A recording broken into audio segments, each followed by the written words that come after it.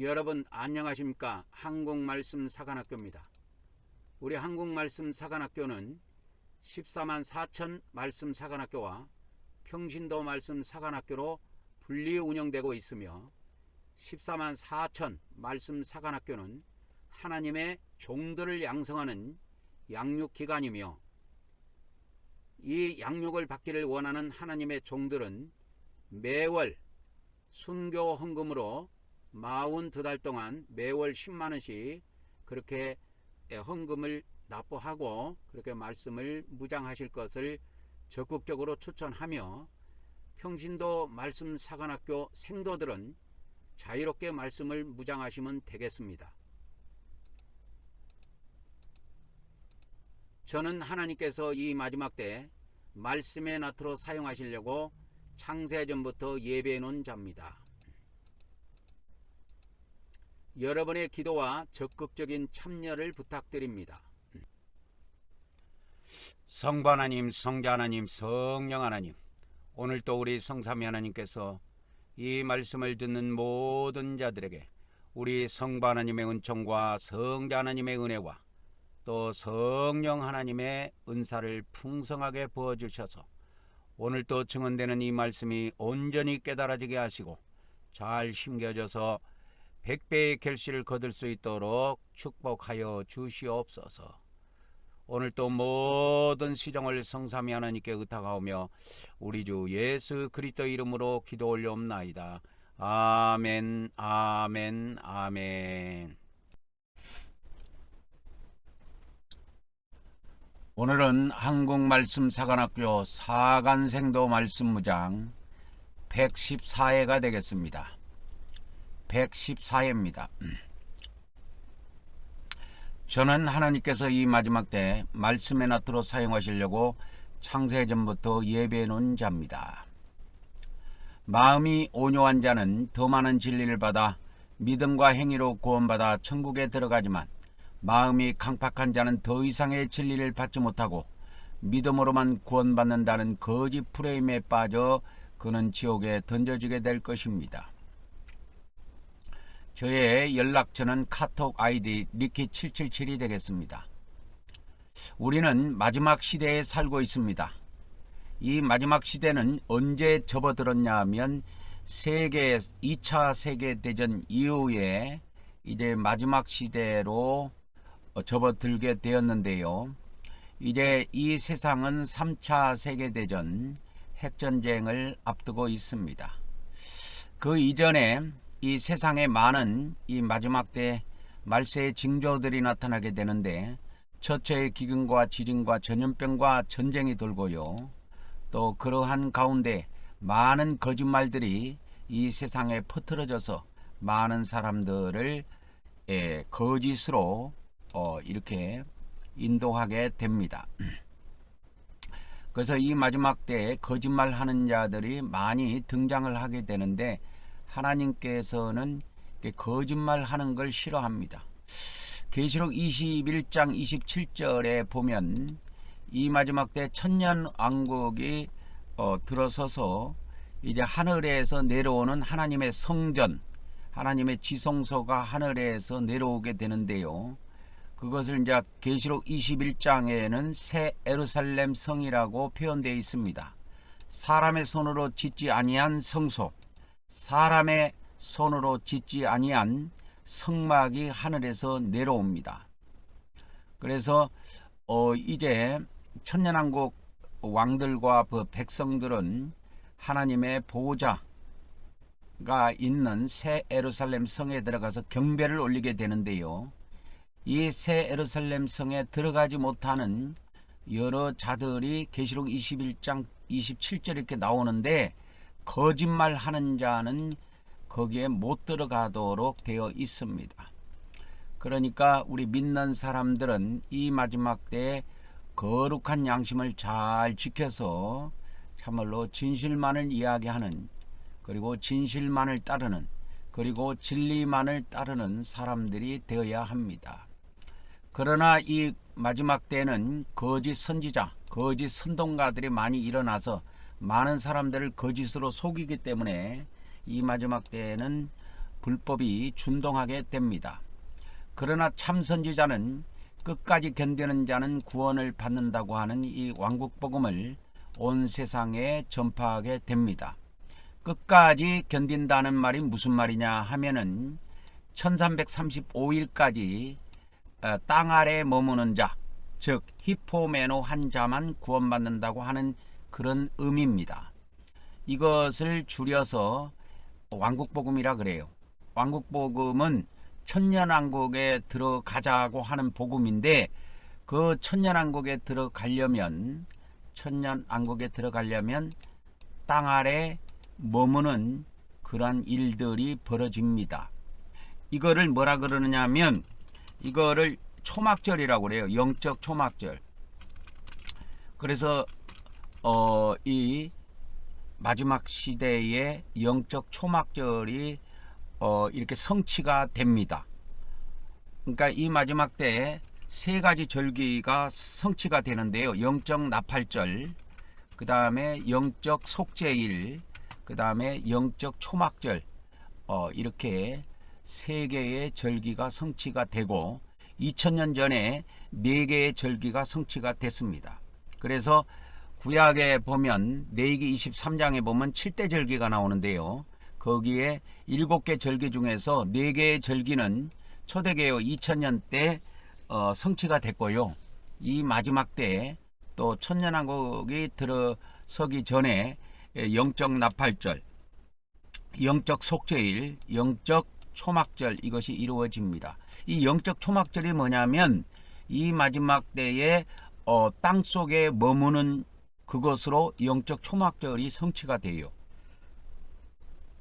그래서 이 구약에 보면 이스라엘 백성들이 자기 집을 놔두고 7일 동안 광야에 나와 가지고 초막을 짓고 아주 그 힘든 나날을 보냅니다. 그것이 초막절이에요.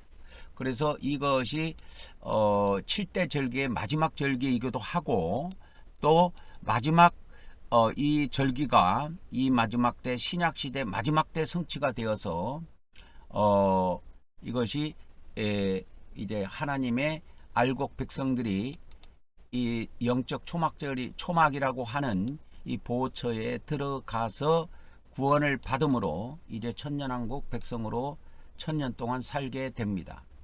그래서 이 마지막 때 이 왕국복음이 쭉 증언이 되면 14만 4천 명의 종들이 탄생이 되고, 또 마태복음 25장 34절에 예언되어 있는 창세로부터 예비된 나라를 상속받을 그 의인들, 알곡 백성들이 준비가 됩니다.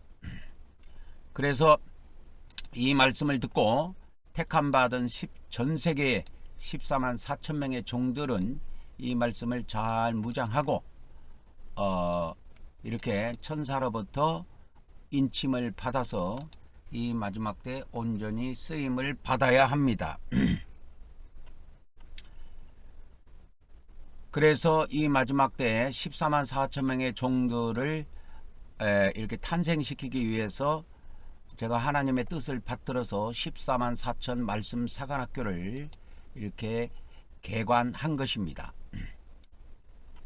오늘은 어제에 이어서 또 이 마지막 때 심판에 대해서 우리가 죽으면 죽음 이후에 있는 심판에 대해서 또 말씀을 무장하는 시간을 갖도록 하겠습니다. 우리 믿는 자라 할지라도 이렇게 저 세상 가서 지옥 속에서 이렇게 고통을 당해요. 그래서 지옥이라고 하는 거는 종류가 하나만 있는 것이 아니라 몇천 가지가 있어요. 그래서 이 지옥에 대해서는 나중에 자세히 말씀을 드리겠지만 이런 사진을 보면서라도, 이미지를 보면서 우리가 다시 한번 각성을 해야 됩니다. 그래서 오늘은 어제 이어서 또 개신교에서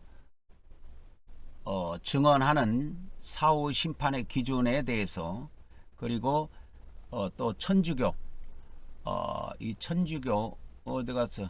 천주교에서 사후에 우리 인간이 죽게 되면 심판을 받게 되는데, 천주교에서 증언하는 그 사후 심판 기준, 또 개신교에서 증언하는 사후 심판 기준, 이것이 조금 차이가 있는데 그거를 오늘 좀 세밀하게 살펴보도록 하겠습니다.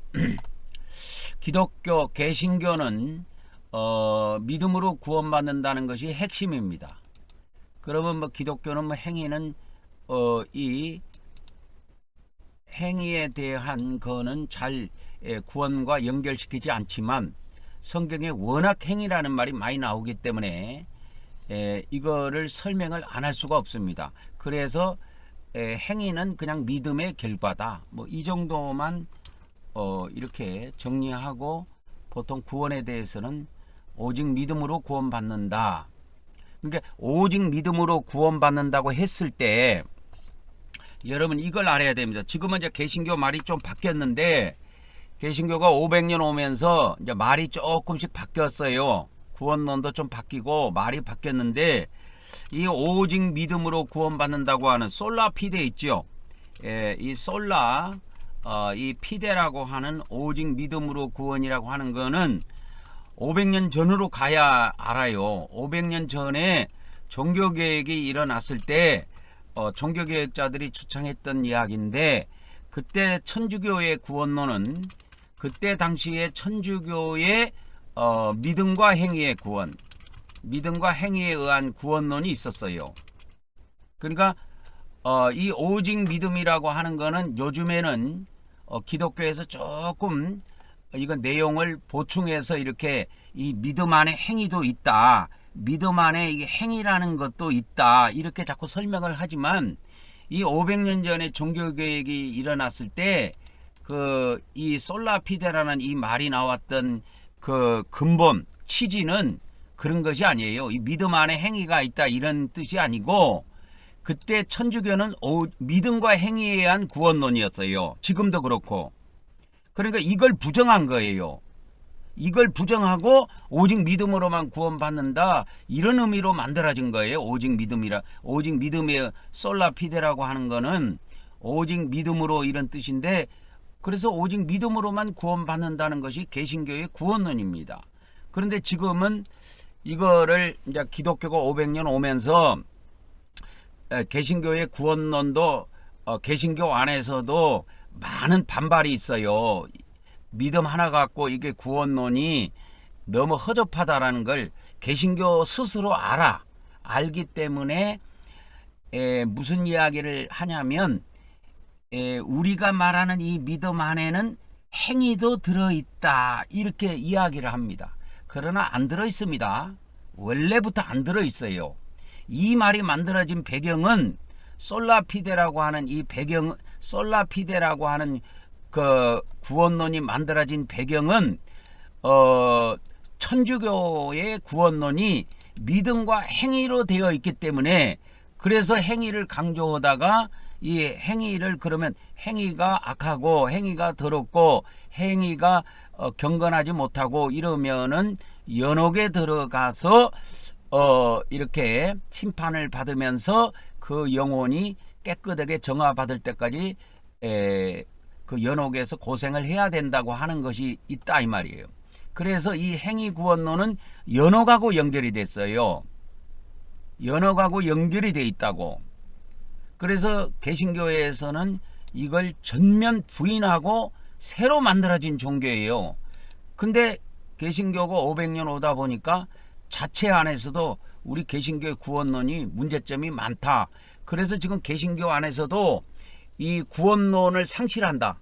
오직 믿음으로 구원받는다고 하는 이 교리를 부인하는 교단이 엄청 많아요. 개신교 안에도.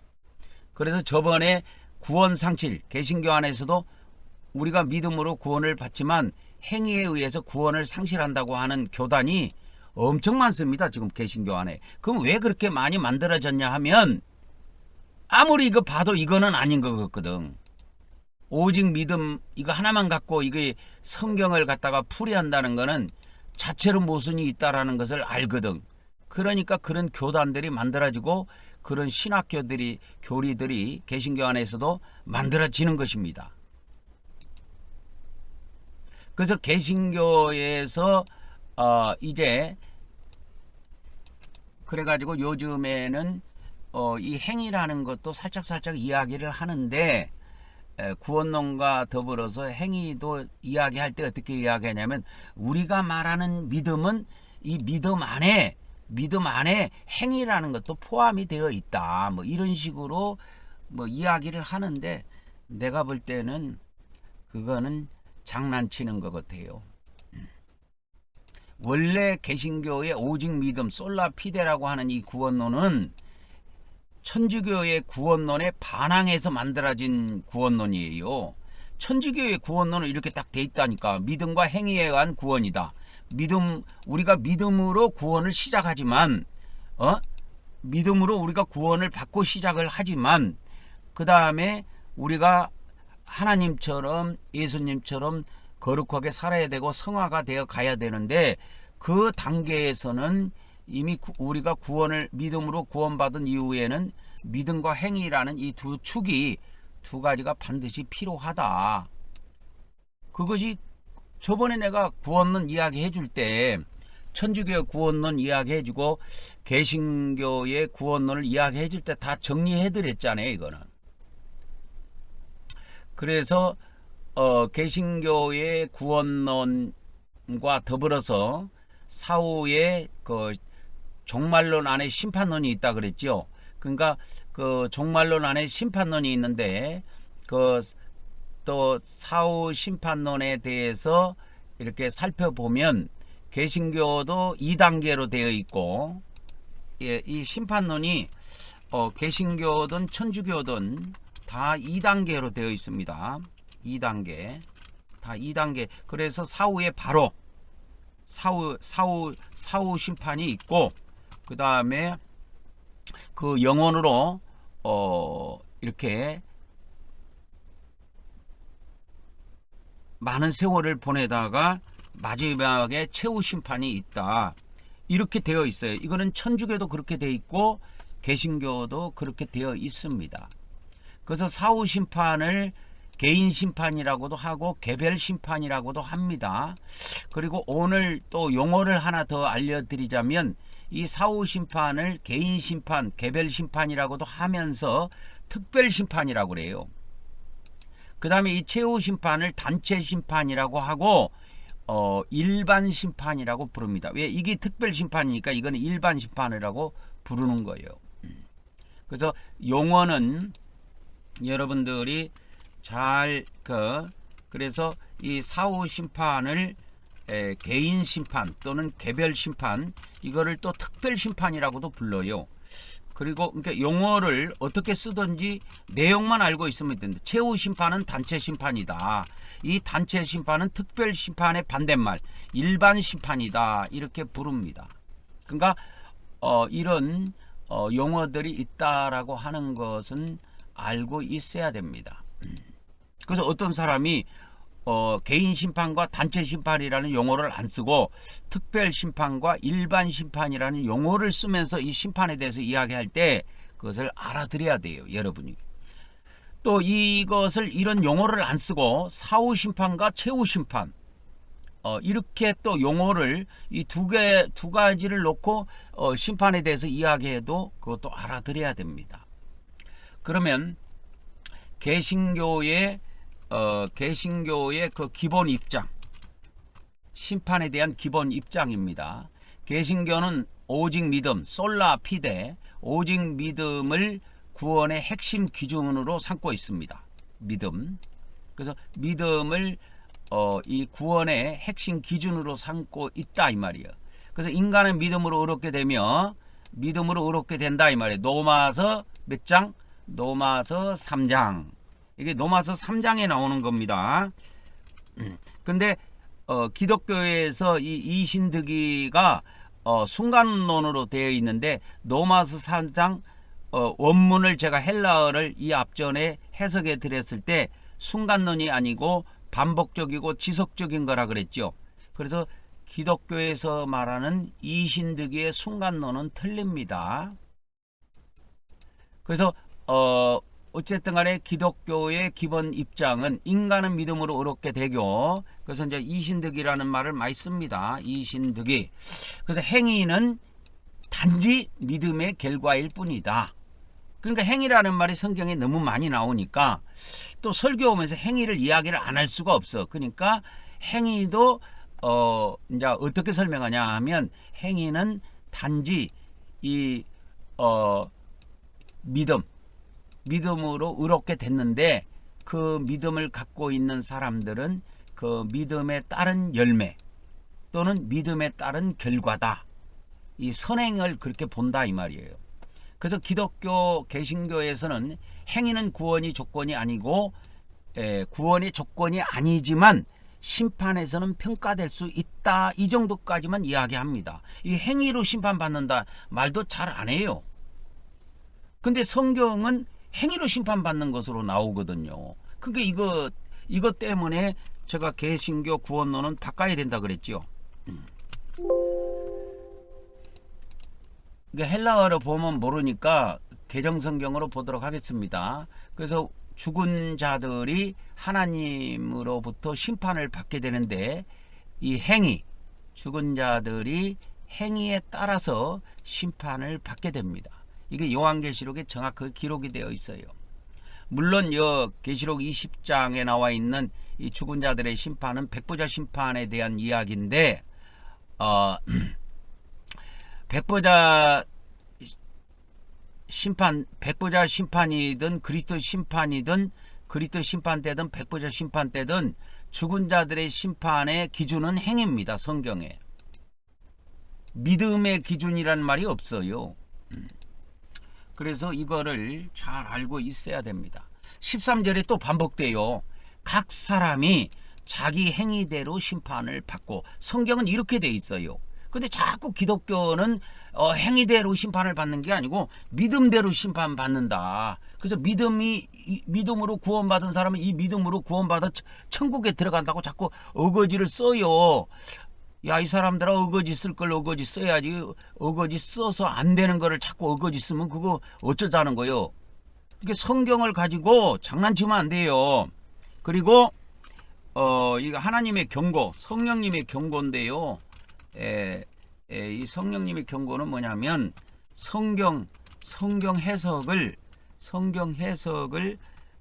그릇되게 하는 자는 다 지옥이다, 그 말이. 그렇게 말씀하십니다. 그러니까 성경 해석이, 그러니까 이 개신교 안에도 많은 교파가 이렇게 있는 거는 성경 해석이 달라서 그런 것이고, 또 천주교에서 개신교가 이렇게 탄생되게 된 배경도 성경 해석이 달라서 그래요. 성경이 달라서 그런 게 아니에요. 성경 해석이 다르다, 그 말이에요. 그래서 이 성경에는 죽은 사람들이 어떻게 심판을 받느냐, 각 사람이 믿음대로 심판을 받는 게 아니고 행위대로 심판을 받는다, 이 말이에요. 그래서 심판의 기준은 행위입니다. 그러면 개신교 걸 계속 보도록 하겠습니다. 그래서 개신교는 이런 식으로 정립이 되어 있어요. 믿음이 구원의 핵심 기준이라고 가르친단 말이에요. 그러니까 이 믿음을 또 심판까지 끌고 갑니다. 심판론까지 끌고 가요. 왜? 기독교 구원론이 솔라 피데 아니요. 오직 믿음으로 구원받는다는 거 그거 아닙니까? 그래서 예수 그리스도를 믿었는가? 이 기준을 굉장하게 개신교에서는 강하게 봅니다. 그래서 예수 그리스도를 구주로 영접한 자는 구원받고 천국에 들어간다. 이게 기독교의 대부분 대부분 교단들이 가지고 있는 구원론이에요. 그래서 예수님을 영접한 자, 영접하는 게 처음 믿을 때에 이렇게 초점을 맞춥니다. 그래서 기독교의 구원론은 순간론에 집착한다고 한 말이 이 말이에요. 순간론에 집착한다는 말이 이 말이라니까. 예수님을 영접한 자는 구원을 받고 천국에 들어간다. 근데 천국과 구원을 바로 연결하면 안 돼요. 구원받은 자도 천국에 못 들어가고 지옥에 들어가요. 그래서 이 구원과 개신교에서는 구원과 천국을 자꾸 동등하게 자꾸 취급을 하는데 예수님은 그렇게 말해본 적이 없어요. 그래서 그 마태복음 7장 21절에도 보면 예수님은 이 천국을 누가 들어가느냐 했을 때 아버지 뜻대로 행하는 자 해서 행위를 기준으로 삼았어요. 행위. 이게 바울계시록에 나온 겁니다. 이게 성경에도 이렇게 돼 있고. 근데 개신교는 자꾸 천국에 들어가는 것이 믿음으로 가는 나라, 하나님 나라 하면서 어릴 때부터 이거를 세뇌 교육을 시켜요. 그래서 하나님 나라가 믿음으로 들어가는 나라라고 아주 그냥 어릴 때부터 쐐기를 박습니다. 그러니까 예수님의 말씀을 정면으로 도전하는 거예요. 이게 성경이 맞느냐 기독교의 말이 맞느냐 하면 성경이 맞지요. 성경이 맞는 겁니다, 여러분. 기독교의 말이 맞는 것이 아니고 성경의 말이 맞아요. 그래서 예수님은 이 천국을, 그래서 천주교의 구원론이 행위가 들어간 것은 마태복음 7장 21절 때문에 그렇습니다.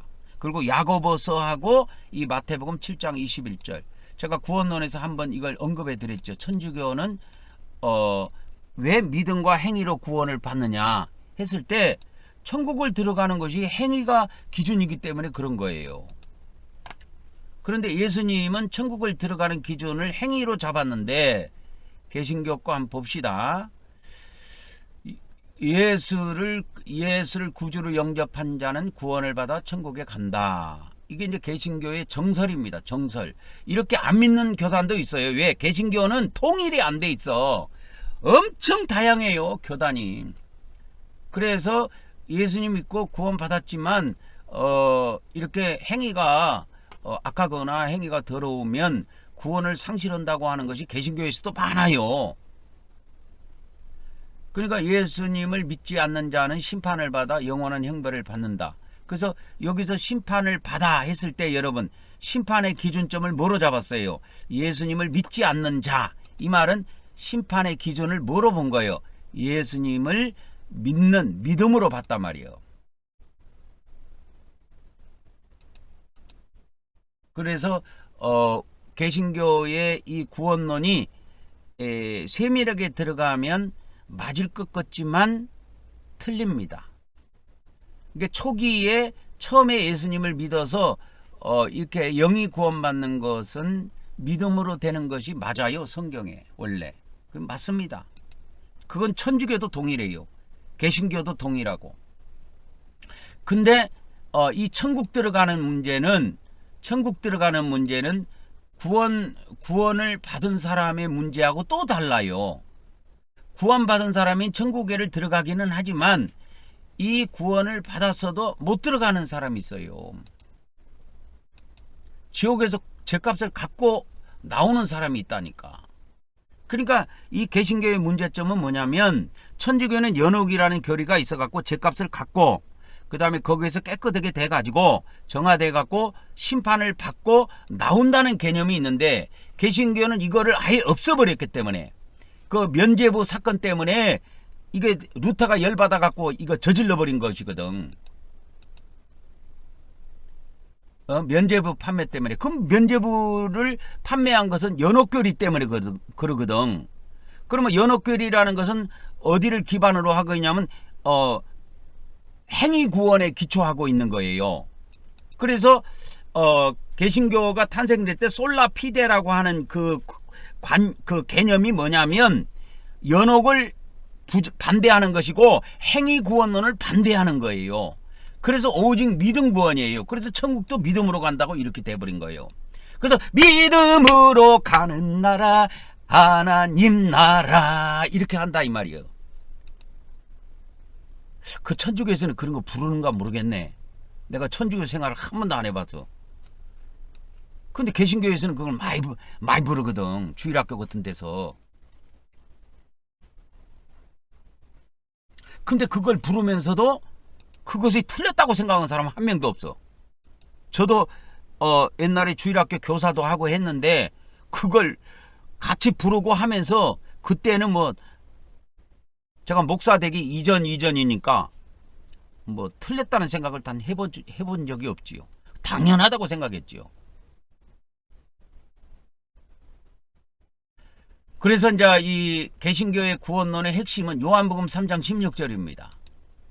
그래서 하나님이 세상을 이처럼 사랑하사 독생자를 주셨으니 이는 그를 믿는 자마다 멸망하지 않고 영생을 얻게 하려 하심이라. 그래서 믿음이 뭐다? 믿음이 구원의 결정적인 요소라고 강조하는 겁니다. 믿는 자는 멸망하지 않는다. 그러니까 멸망하지 않는다 이 말은 지옥에 들어가지 않는다. 이 멸망을 이제 지옥으로 보는 거죠. 그러니까 영생을 얻게 하려 하십니다. 그 다음에 이제 로마서 3장 28절, 이제 24절하고 28절 같이 보면 됩니다. 그래서 이거 믿음으로 이신득입니다. 믿음으로 의롭게 되는 거, 이신득이요. 그래서 사람이 의롭다 하시면 얻는 것은 율법의 행위에 있지 않고 믿음으로 의롭게 되는 줄 우리가 인정하노라. 그래서 믿음으로 구원받고 뭐요? 행위로 구원받는 것이 아니라는 거를 기독교에서는 굉장하게, 아주 그냥 굉장하게 강조합니다. 굉장하게. 이 경상도 사람들이 굉장하게, 옛날에 김영삼 대통령이 그런 말을 하셨죠. 그분은 경제라고 발음이 안 돼요. 경제를 살려야 됩니다, 여러분. 경제 그래요. 경제. 그게 이제 경상도 사람들의 발음인데 저는 정확하게 됩니다. 경제. 그러니까 믿음으로 구원받고 행위로 구원받는 것이 아니라는 것을 이 개신교 구원론에서는 철두철미하게 강조하지요.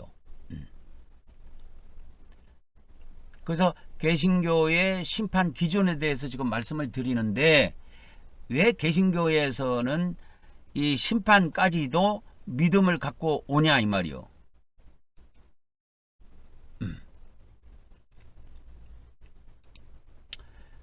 그래서 자, 그러면 행위는 그러면 뭐 심판 때 아무런 상관이 없느냐? 행위는 심판에서 어떤 역할을 하느냐? 개신교의 입장을 제가 이야기해 드립니다. 개신교는 행위가 심판에서 심판받는 것이 아니고 평가라고 이야기한 거예요. 평가.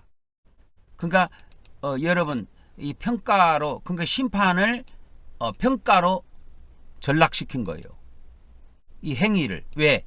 이걸 너무 강조하다 보면 기독교 구원론이 틀린 게 뽀록이 나거든. 그러니까 뭐 심판 받을 때 행위가 평가가 안 되는 건 아니다. 평가가 될 수도 있다. 꼭 또 된다고도 안 해요. 또 뭐 그렇게 꼭 된다고 하는 교단도 있겠지만, 될 수도 있지만 그거는 구원의 조건이 아니다.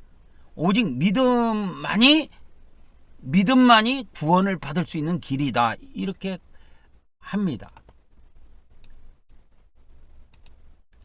그래서 행위는 구원받는 자의 삶에서 자연스럽게 나오는 하나의 열매인 것이지,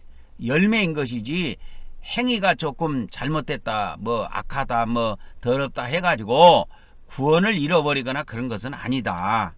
그러니까 이 좋은 열매가 나오면 그걸 통해서 보상을 받는 것이지, 상급을 받는 것이지, 행위는 그래서 이제 개신교에서는 주로 이 행위를 이야기할 때 행위는 그냥 상급 심판 받을 때에 해당이 된다, 이런 식으로 보통 이야기하고 넘어가요.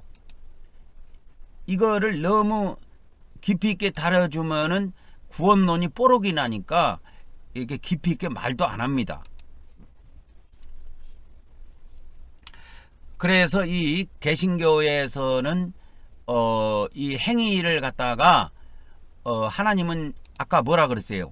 행위는 아까 계시록 20장 12절 13절에 보면 행위를 따라서 심판을 받는다 그랬잖아요. 13절에도 자기의 행위대로 심판을 받고, 누가? 죽은 자들이. 그 죽은 자들은 행위대로 심판받아요. 행위대로 심판받습니다. 행위대로 심판받아요. 그래서 이제 그 개신교에서도 행위가 평가될 수 있다. 왜? 이게 나오니까. 행위가 나오니까 완전 무시는 못해. 그러니까 무시는 못해. 왜? 이게 성경에 나오거든. 어디에 나오냐면 고린도후서 5장 10절에 그리스도 심판대에서 바로 나와요. 이게 행위가. 그래서 우리가 다 반드시 그리스도 심판대 앞에서 여호와가 심판대 앞에 나타나게 되어 각각 선악간에 우리의 행위는 선도 있고 악도 있단 말이야. 그래서 선악간에를 이렇게 번역을 다시 하면 이게 선이든 악이든 이렇게 분리를 해야 돼요.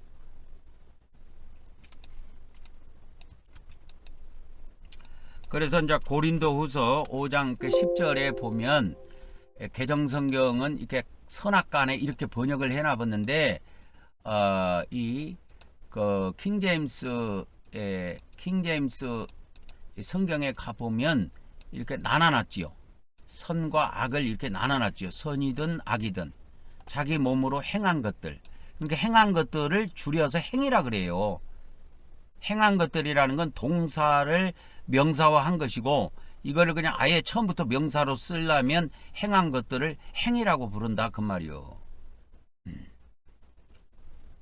그래서 이렇게 보면 헬라어에도 이렇게 나눠져 있습니다. 아가돈, 에이테, 파울론.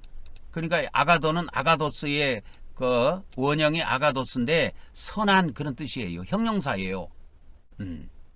이 파울로스 이것도 악한, 그러니까 선과 악이 있다고 그랬죠. 악한 이것도 형용사입니다.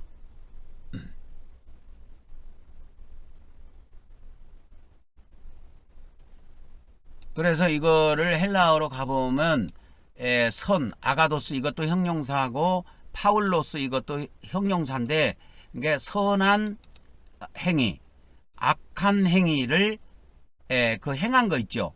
행한 것을 이렇게 따라서 이게 행위를 따라 아까도 계시록 20장에도 그랬죠. 각각 죽은 사람들의 행위대로 또는 행위를 따라 심판을 받는다 그랬죠. 그렇게 해서 받는 거예요.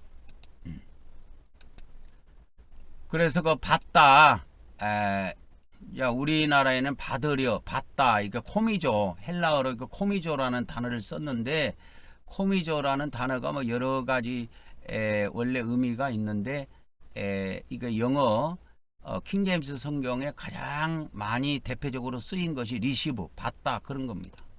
받다 이걸로 쓰였습니다.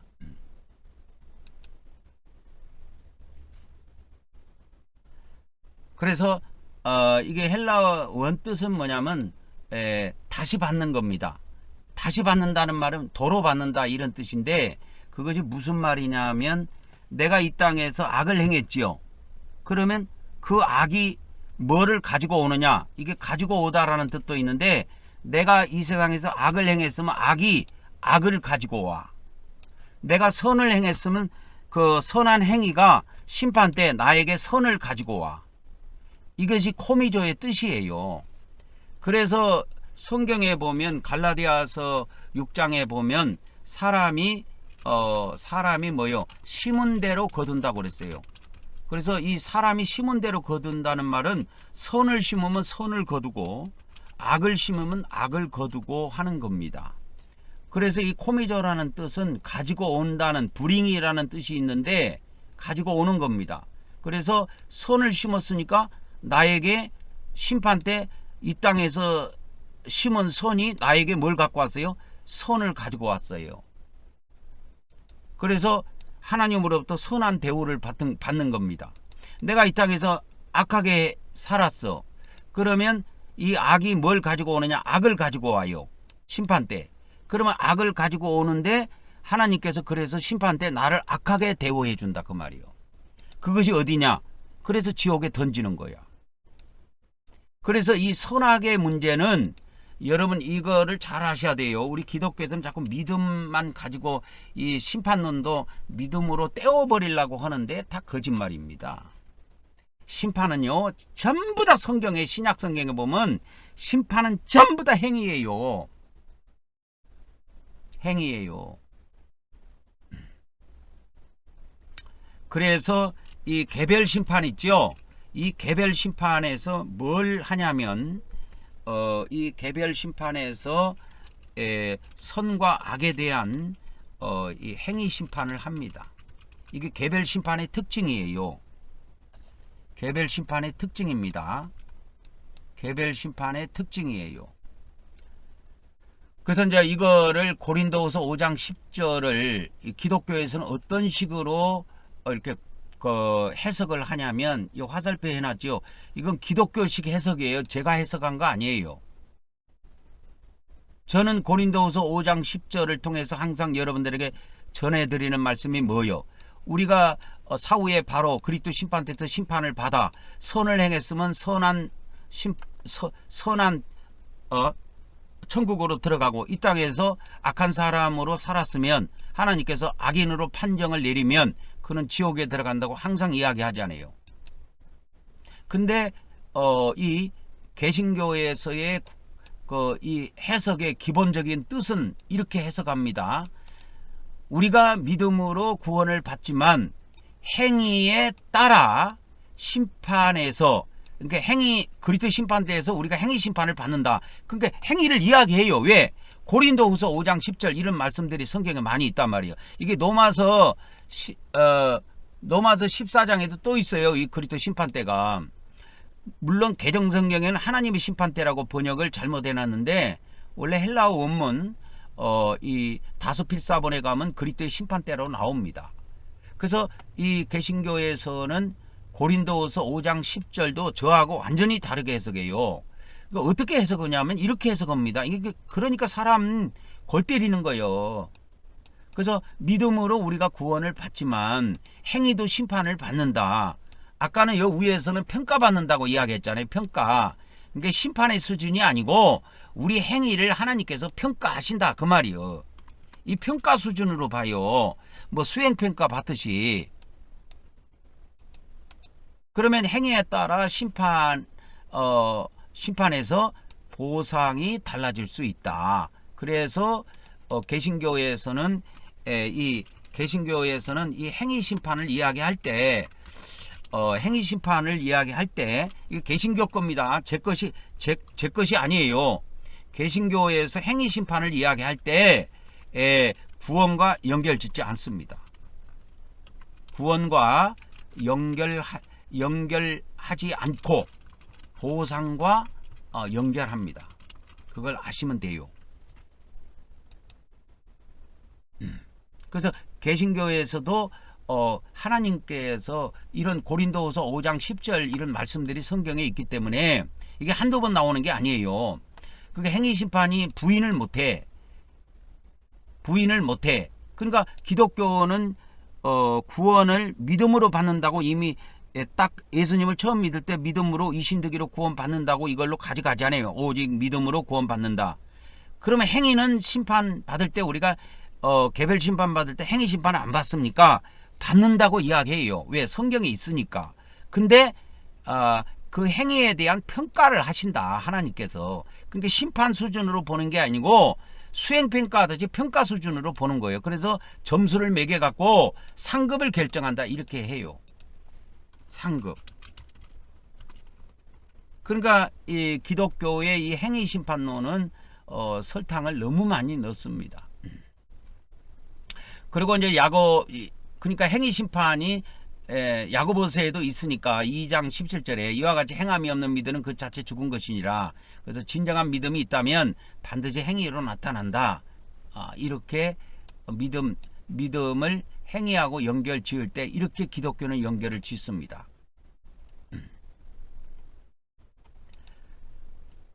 그래서 이제 개신교의 심판 기준을 이렇게 정리를 해보면, 개신교는 믿음으로 구원받고, 그죠? 믿음으로 구원받고 행위는 믿음의 결과다.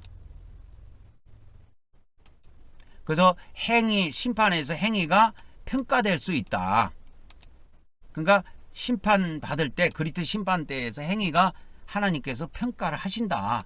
그러나 이 행위가 잘못돼 가지고 구원을 잃어버리는 일은 없다. 그래서 구원의 조건이 되지 않는다 이 말은 구원을 잃어버리지 않는다 그 말이에요. 이 말이 무슨 말인지 아십니까? 구원의 조건이 되지 않는다는 말은 구원을 잃어버리지 않는다 이 말이에요. 그래서 개신교의 구원론은 솔라 피데입니다. 오직 믿음으로 구원입니다. 진정 그렇습니까 여러분? 성경이 진정 그렇게 이야기하냐 이 말이요. 그래서 믿는 자들은 최후 심판 때 선한 행위에 대한 보상을 받을 수 있고 악한 행위 때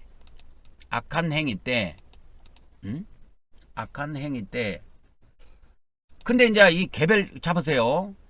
이 사람들이 이게 개신교가 이게 골 때린 것이 뭐냐면 이게 심판이 최후 심판이 있고 사후 심판이 있고 이게 두 개가 있단 말이에요. 개신교도 이건 천주교에서 그렇게 만들어 놨기 때문에 개신교도 그대로 가고 있어요. 그러니까 개신교의 이 조직 신학이라는 것은 천주교가 갖다가 수정을 한 것이기 때문에 그대로 똑같아요. 그대로 가다가 틀린 것만 있는 거야. 왜? 천주교 거 갖다가 교정을 바꿔버렸기 때문에 천주교 거 갖다가 바꿔버렸기 때문에 천주교의 이 심판론이 2단계로 되어 있어요. 그러니까 개신교 심판론도 2단계로 되어 있는 겁니다. 그래서 2단계 심판론에서 첫 번째 심판이 뭐냐? 개인 심판이고 두 번째가 최후 심판이다.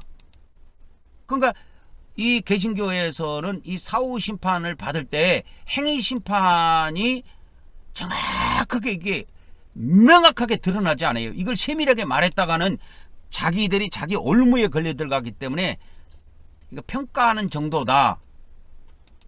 이 정도만 봐버립니다. 그리고 개인 심판에서 이 행위를 이야기하지 않고 이 분명하게 고린도후서 5장 10절에는 우리가 죽으면 바로 이 그리스도 심판 때의 심판은 그리스도 심판 때 앞에서의 심판은 사후 심판이에요. 이게 개별 심판이라니까. 그래서 우리가 다 이렇게 하나님 앞에 나타나 그리스도 심판 때 앞에 나타나 각각 선악간의 그 몸으로 행한 것을 따라받는다 그랬죠. 각각.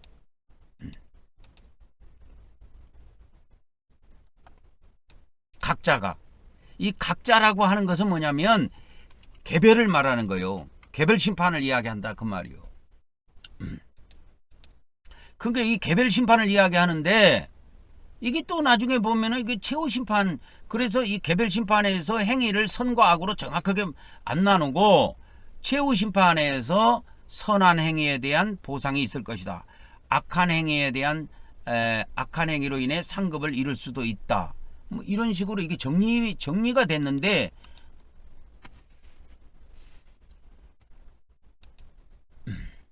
문제가 심각합니다. 그러나 예수님을 믿지 않는 자들은 믿음이 없기 때문에 영원한 심판을 받는다.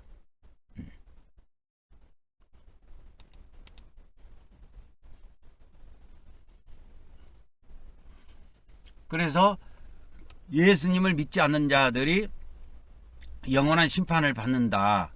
여기에는 믿음이라는 것이 이 영원한 심판의 기준점이 되어버렸지요. 근데 아까 요한계시록 그 백부자 심판에 요한계시록 그 20장에 있는 그 백부자 심판은 최후의 심판이에요. 근데 이 최후의 심판에서 하나님께서는 죽은 자들에 대해서 심판을 할 때 이와 같이 행위에 대해서 심판을 했어요. 그래서 이 개신교는 이 심판론에 대해서도 이게 이런 평가라는 이런 수행평가하듯이 평가라는 이런 거 쓰면 안 됩니다. 안 돼요. 안 됩니다. 심판은 무서운 거예요. 천국적으로 나눠지는 거예요. 자, 그러면 천주교의 사후 심판 기준에 대해서 이렇게 한번 보도록 하겠습니다. 근데 기독교 것을 설명하면 내가 답답해요. 천주교 거를 설명하면은 천주교는 이 심판론도 성경과 부합되는 내용이 많기 때문에 내 마음도 답답하지 않는데 기독교 거 이상하게 이렇게 설명을 하면 뭐 수행평가하는 것도 아니고 이 심판이 말이요, 이런 평가라는 단어가 나오고 이런 거 보면 참 답답합니다. 자, 천주교 거 넘어갑니다. 천주교는 이 믿음 행위가 모두 중요하게 생각합니다. 그러니까 구원도 천주교의 구원론은 믿음과 행위예요. 믿음과 행위야. 그러니까 심판론도 어떻게 되겠어? 심판론도 믿음과 행위가 기준이야. 구원도 믿음과 행위가 기준이고. 그러니까 천주교는 뭔가 깔끔해. 개신교는 뭔가 막 구리한 냄새가 나는데 천주교는 그런 거 없어요. 깔끔해요. 왜? 천주교도 그러니까 어제도 이야기했지만 개신교가 생기고 난 이후에 천주교가 이렇게 충격을 받아가지고 교회 자체 안에 천주교 자체 안에서 자정 노력이 있었어요. 그래서 우리 교리도 다시 한번 재점검하고 그래서 우리가 잘못된 것든 교회 혁신도 이루고 해서 어저께도 이야기했지만 18년 동안 장장 18년 동안 이 성경의 교리나 교회 개혁을 위해서 18년 동안 회의를 했다니까요. 그래서 이제 천주교의 사후 심판 기준에 대해서 보도록 하겠습니다. 천주교의 기본 천주교의 입장입니다. 천주교의 기본 입장이 뭐냐면 이들은 정확하게 심판의 기준도 믿음과 행위를 본다 이 말이요. 아까 개신교 봐봐. 개신교 아까 봤을 때 심판의 기준으로 이렇게 와서 봤을 때 개신교의 심판 기본 입장이 뭐예요? 믿음을 구원의 핵심 기준으로 삼는다 이렇게 돼 있죠. 그러면 행위는 그러면 이때 심판할 때 행위는 심판 안 합니까 하니까 심판에서 하나님께서 평가는 하신다. 그러나 구원의 조건은 아니다 이 말이요. 이 말이 무슨 말이냐면 구원의 조건이 아니라는 것은 행위를 하나님께서 평가하신다 할지라도 구원의 조건이 아니라는 말은 구원을 상실하지 않는다 그런 이야기입니다. 그래서 개신교의 이게 기본 입장입니다. 그럼 천주교의 입장은 다르죠. 완전히 다릅니다. 그래서 천주교의 입장은 천주교의 심판에 대한 천주교 심판의 기본 심판론의 기본 입장입니다. 천주교는 믿음과 행위예요. 그 둘 다가 심판의 기준으로 삼고 있습니다. 믿음이 구원의 필수 요소이지만 그래서 믿음을 구원을 받으려면 믿음을 가져야 된다는 것이 천주교에서 굉장히 이것이 강조가 돼요. 개신교가 생긴 이후에 이게 굉장히 강조가 됩니다. 그리고 행위 또한 중요하고 믿음으로만은 부족하다. 그래서 행위는 하나님의 은혜에 대한 인간의 응답으로 주로 이야기를 합니다. 그러니까 성령님께서 은혜를 내리실 때 그 믿는 자가 성령님의 감동과 감화와 역사에 반응을 보여야 된다 하는 겁니다. 그래서 천주교는 이 천국론을 잡을 때 이 천국에 들어가는 기점을 성경 그대로 행위로 봤다 이 말이요. 저도 이 마태복음 7장 21절을 천국 들어가는 천국론의 기본 이걸 말씀으로 저도 이걸 봐요. 마태복음 7장 21절을. 그래서 제가 마태복음 7장 21절을 간간히 인용해서 사용하는데 천주교도 이 마태복음 7장 21절을 귀하게 여깁니다. 그래서 천국에 들어가는데 행위를 기준으로 삼았다 이 말이야. 예수님께서. 그래서 천주교도 마태복음 7장 21절을 천국론, 천국에 들어가는 이 기점을 삼을 때 행위를 이렇게 잡은 겁니다. 마태복음 7장 21절에서. 그래서 주여 주여 한다고 천국 들어가는 것이 아니고 하늘에 계신 내 아버지 뜻대로 행하는 자라야 천국 들어간다.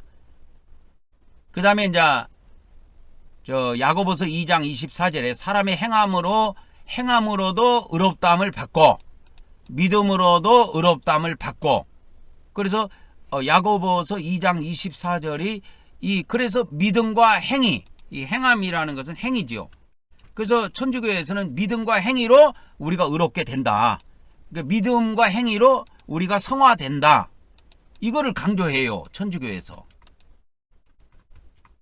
그래서 천주교에서는 처음 구원 받을 때는 믿음으로 시작하지만 이제 그러니까 의롭게 된 이후에 의롭게 된 이후에는 믿음과 행위 둘 다를 강조합니다.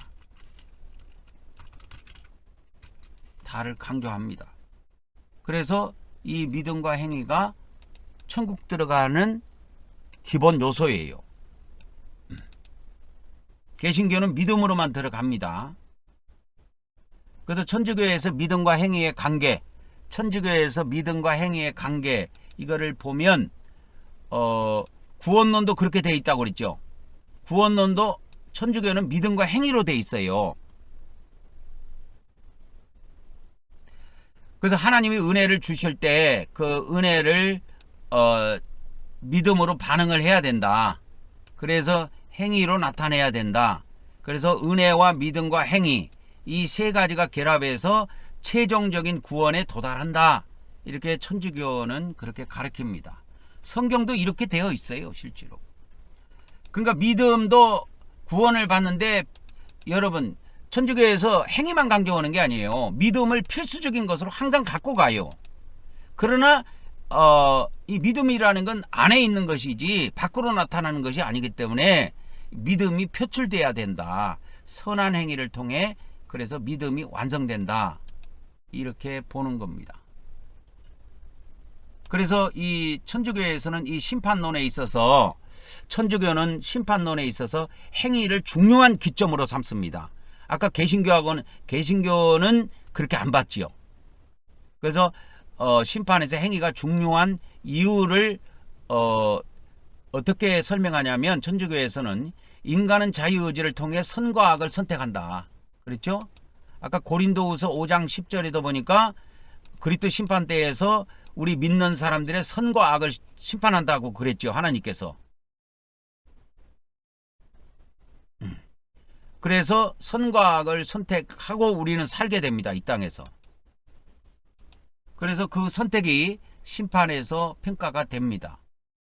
그래서 이 땅에서 이렇게 믿음으로 구원을 받은 자라 할지라도 완전히 정화가 되지 않았다면, 완전히 의롭게 되지 않거나 완전히 깨끗하게 되지 않았다면 이 연옥이라고 하는 곳에서 정화 과정을 거쳐야 된다, 이 말이야. 이렇게 이야기하면 천주교도 이 연옥교리가 좀 약해. 천주교도 이 연옥교리가 좀 약합니다. 그러니까 뭐 정화되지 않으면 정화 과정을 거친다 그러니까 별 고난이 없는 것처럼 이야기해요. 그러나 성경은 그렇게 말하지 않습니다. 연옥에서의 고통, 성경에서는 지옥에서의 고통을 이야기했다, 이 말이요, 예수님은. 그래서 정화하는 수준이 아닙니다. 그래서 성경에서는 예수님이 이 지옥을 11번 사용하셨는데 다 믿는 자들을 향해서 사용했습니다. 믿는 자들에게 사용하셨어요. 믿는 자들에게 말씀하신 거예요. 그럼 믿는 자에게 말씀하셨다는 것은 이게 무슨 말이냐면, 믿는 자들에게 지옥을 말씀하셨다는 것은 믿는 자가 지옥 들어간다, 그 말입니다. 그래서 신약 성경에 예수님이 11번 지옥을 말씀하셨는데 다 믿는 자들에게 하신 말씀이에요. 그래서 지옥은 믿는 자들의 감옥이다. 그렇게 정리하면 됩니다. 그래서 천주교도 이 지옥, 연옥을 그냥 죄를 씻는 곳 정도로만 자꾸 설명을 하려고 하는데, 그것은 성경을 그릇되게 해석하는 겁니다. 성경에는 믿는 자가 지옥 가서 죄값을 다 갚아야 되는 어마어마하게 무시무시한 장소로 설명을 합니다, 예수님은. 그래서 마가복음 9장에 보면 지옥이 3번 등장해요. 마가복음 9장 끝부분에 보면 지옥이 3번 등장한데, 그리고 마가복음에는 9장 외에 3번 외에는 지옥이 안 나와. 거기만 나와. 마가복음은 9장에만 나오는데 거기에 3번에 보면 벌레도 있고 그 지옥의 불은 꺼지지도 않고 그 벌레도 죽지 않는다고 돼 있어요. 이 세상의 벌레는 수명이 닿으면 죽는단 말이에요. 그러면 지옥의 벌레는 안 죽어. 그걸 성경 그대로 받아야 된다니까. 마가복음 9장을 한번 가볼까요? 마가복음 9장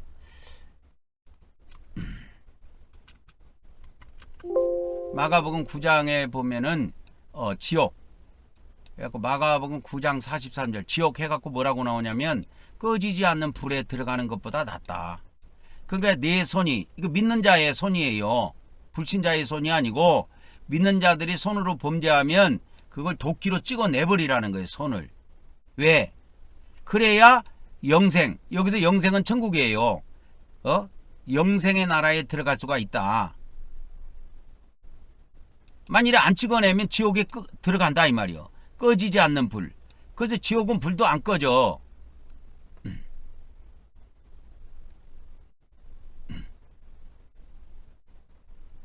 그래서 이제 마가복음 9장 44절에 보면 그 지옥에서는 벌레도 죽지 않고 불도 꺼지지 않는다 이렇게 돼 있어요. 근데 개정성경에서는 이걸 지원해 버렸습니다. 이게 계속 반복돼요. 46절에도 나옵니다. 그곳에서는 그들의 벌레도 죽지 않고 불도 꺼지지 아니하니라.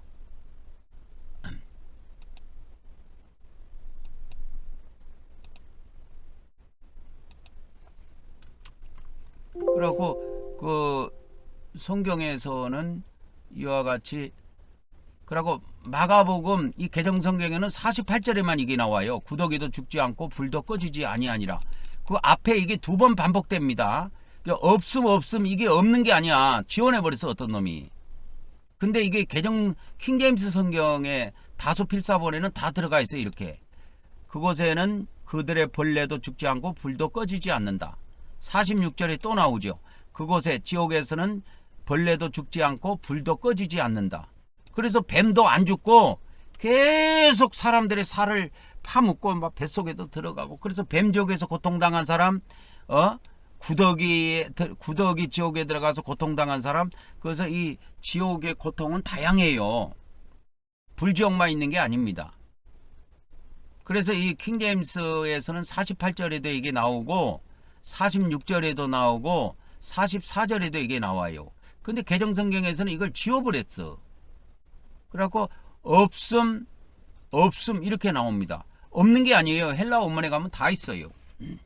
개정성경만 없는 겁니다. 그러니까 왜 이렇게 없냐면 카톨릭에서 이걸 카톨릭 원문에서 지원해버렸어요. 그래서 카톨릭 성경에도 가면 없을 거야 아마. 없지요. 카톨릭이 없잖아요. 46절도 없고. 왜? 카톨릭에도 헬라어가 있는데 그걸 바티카 사본이라고 그래요. 이 바티카 사본에는 그걸 싹 지워버렸다니까.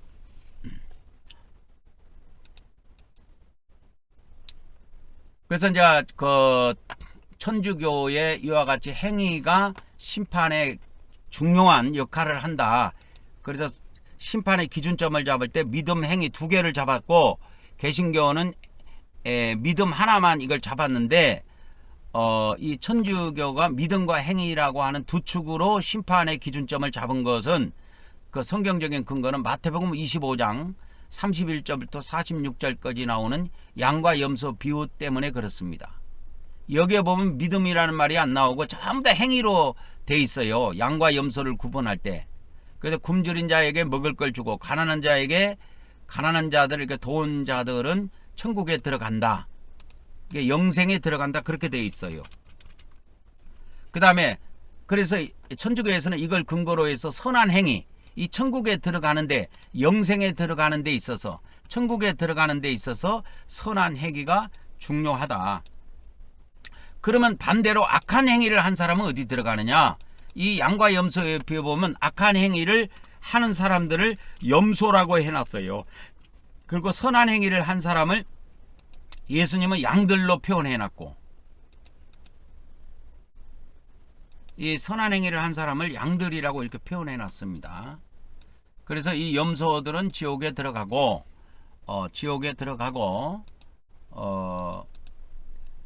선한 행위를 한 사람들은 영생에 들어가고, 그러니까 천국에 들어가고, 이렇게 해석합니다. 천주교에서는. 그래서 이제 지금까지 했던 천주교, 개신교 이 심판 기준에 대해서 이렇게 정리를, 이제 마무리를 좀 해드리도록 하겠습니다. 칸을 일단 표시를 하고요, 정리를 해드리도록 하겠습니다. 이제 칸이 이제 보이죠. 그래서 개신교와 천주교는 믿음과 행위라는 기준점을 가지고 이제 설명을 드린다면, 개신교는 믿음이 핵심 기준이다. 그리고 여기서 핵심 기준이라는 건 심판 기준을 이야기하는 겁니다. 그래서 이 개신교에서는 믿음으로도 구원받고 심판받을 때도 믿음이 기준이 된다, 이렇게 설명해요.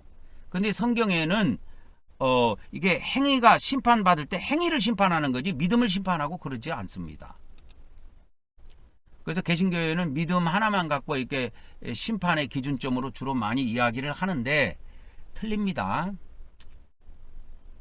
그래서 개신교회에서는 이신득이 구원론, 믿음에 의한 구원, 그래서 솔라 피데라고 하는 거를 주장을 하는데, 믿음이 구원을 결정한다고 이렇게 주장을 합니다. 거기에 비해서 천주교는 믿음도 필수적인 요소지만 행위가 반드시, 선한 행위가 반드시 동반돼야 된다. 그래서 개신교는 이 행위는 구원의 조건이 아니다. 그러니까 이 땅에 있을 때 구원받을 때도 구원이 조건이 아니고, 천국 들어갈 때도 천국 들어가는 조건이 아니다. 근데 행위는 믿음의 결과로 나타나는 정도로만 이야기합니다.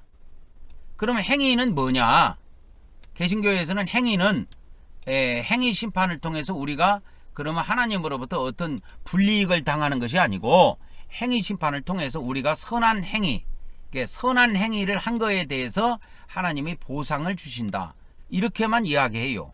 그러면 악한 행위에 대해서 우리 기독교 목사나 기독교인들이 악한 행위도 있을 건데, 그 악한 행위에 대한 악한 행위, 선한 행위는 그 보상을 받는다고 치더라도, 그러면 악한 행위에 대한 이렇게 심판이나 지옥은 없느냐 했을 때, 개신교는 그렇게 연결해서 이야기하지 않습니다. 왜? 그거 하는 순간에 기독교 구원론, 믿음에 의한 구원론은 다 무너지기 때문에 그렇게 안 합니다.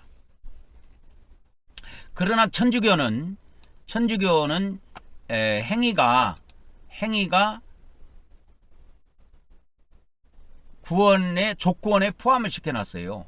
그러니까 구원을 받는 데 있어서 믿음과 행위를 아예 처음부터 넣어놨어요.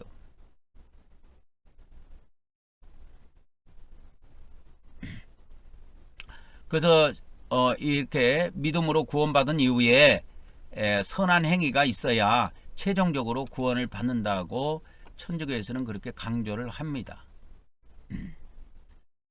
그러면 개신교에서는 그러면 심판받을 때 그러면 이 행위는 그러면 무슨 역할을 하느냐, 이렇게 봤을 때 평가는 될 수 있다. 그러나 구원받는 조건은 아니다, 이거요. 그러나 천주교에서는 우리 하나님께서 우리 행위를 평가해 가지고, 행위가 만일에 악하면 구원을 상실할 수도 있다. 그래서 연옥이라는 고통의 장소가 있는 겁니다.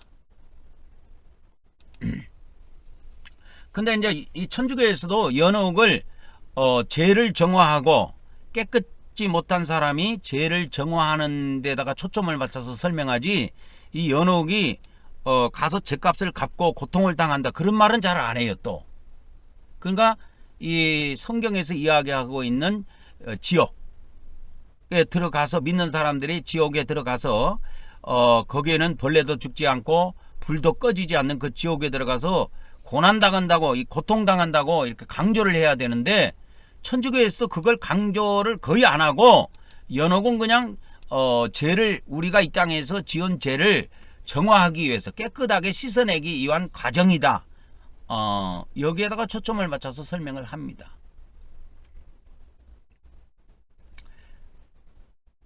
그래서 이 개신교에서는 물론 성화론이 있습니다.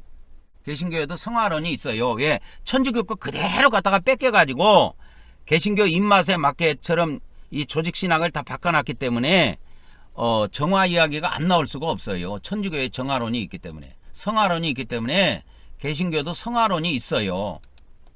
내가 저번에 이야기했잖아. 구원론 이야기했을 때 칭의, 성화, 영화 해갖고 성화론이 있다 그랬잖아.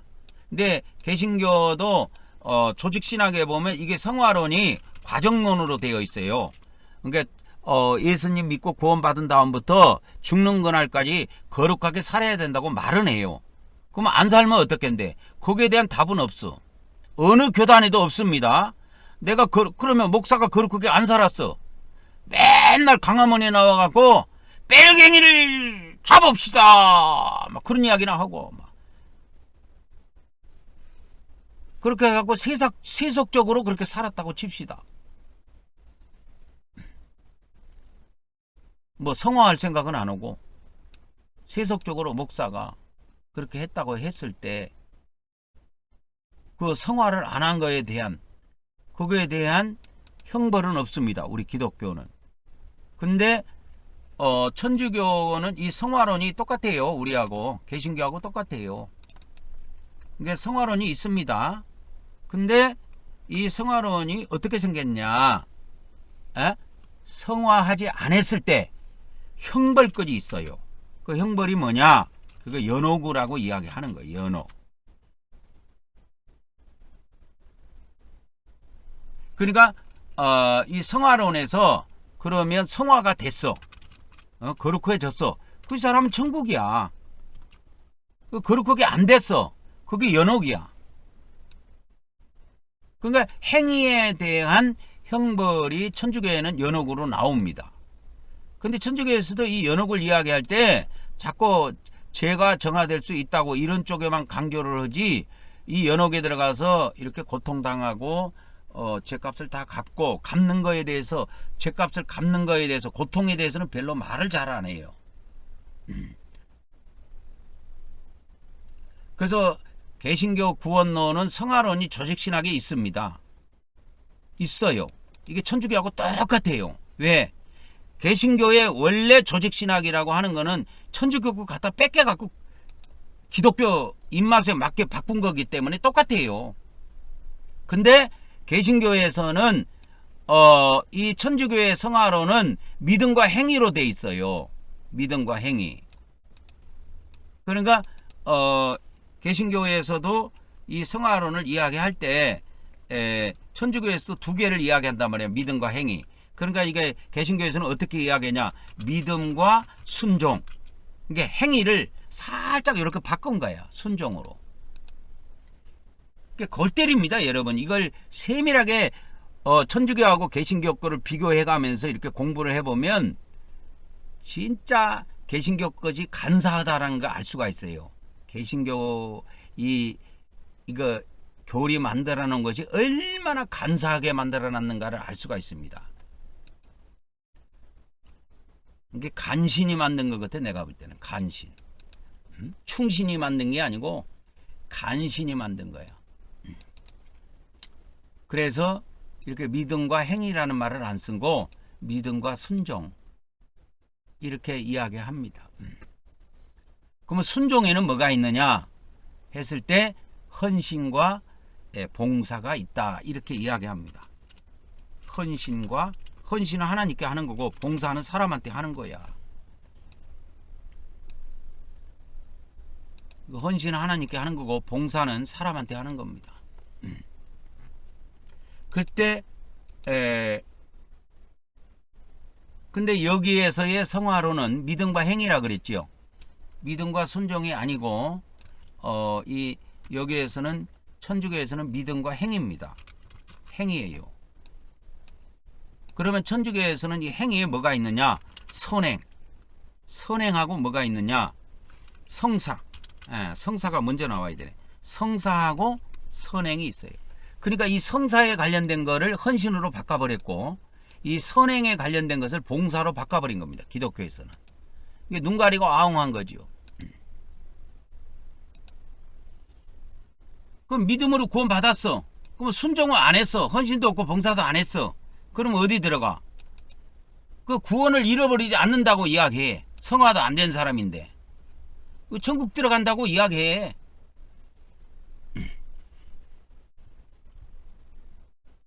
그래서 개신교는 이 성화론이 있지만 이 개신교의 성화론은 내가 볼 때 있으나 마나입니다. 있으나 마나요. 그래서 이 기독교 목사들이 우리가 예수님 믿고 성화하고 거룩한 삶을 살아야 됩니다. 우리의 행위가 더럽게 되면 심판대에서 심판받고 지옥 떨어집니다. 이런 행위를 이야기하면 깜짝 놀래요. 그래갖고 몸에서 두드러기 반응을 보이는 거야. 아니 어떻게 이신득이로 구원받지? 어떻게 행위가 우리 구원에 영향을 미칠 수가 있냐 하면서 막 쌍불을 켜고 또 덤빕니다.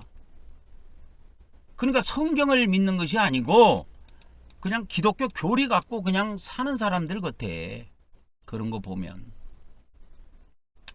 이쯤 정리하고 다음 단계로 넘어가도록 하겠습니다. 그 다음에 이제 네 번째 최후 심판 때 단체 부활을 하게 되고요.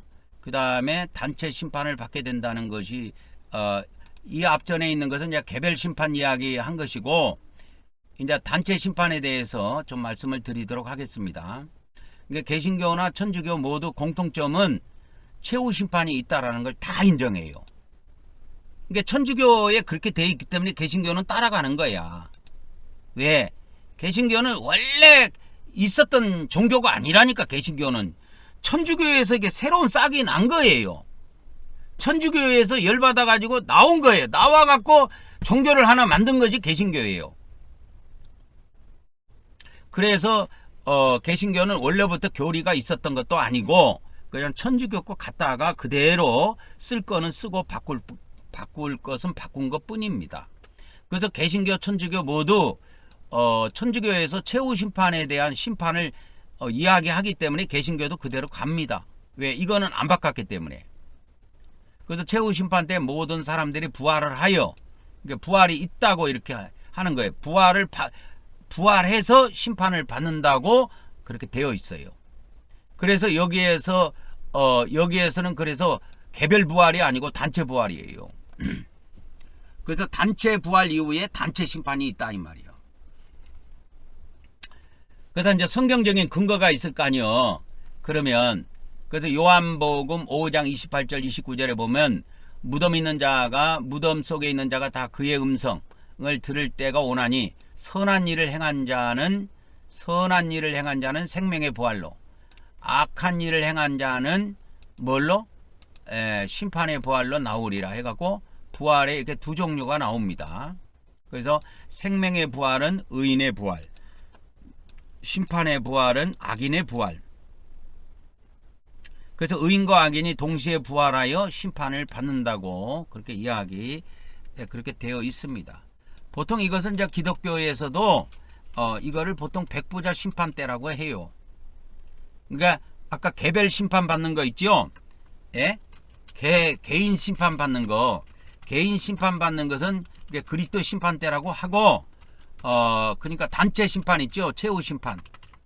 예, 단체 심판은 백부자 심판 때로 이야기를 합니다.